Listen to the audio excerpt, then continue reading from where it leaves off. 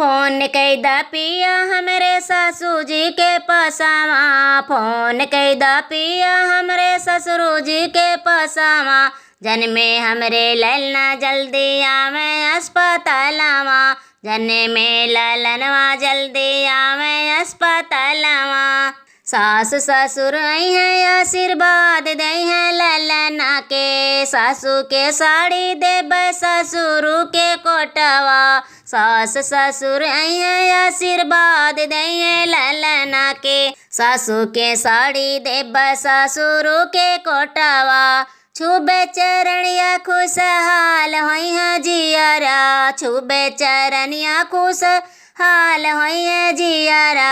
जन्मे ललनवा हमरे जल्दी आवे अस्पतालवा, जन्मे ललनवा हमरे जल्दी आवे अस्पतालवा। फोन कैदा पिया हमरे जेठाऊ के पसावा, फोन कैदा पिया हमरे जेठानी के पसावा। जन्मे ललनवा हमरे जल्दी आवे अस्पतालवा, जन्मे ललनवा हमरे जल्दी आवे अस्पतालवा।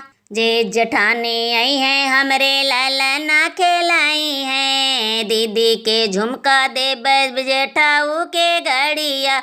जे जठानी आई हैं हमरे ललना खिलाई हैं, दीदी के झुमका देब जेठाऊ के घड़िया। छुबे चरणिया खुशहाल होई है जियारा, छुले चरणिया खुशहाल होई है जियारा।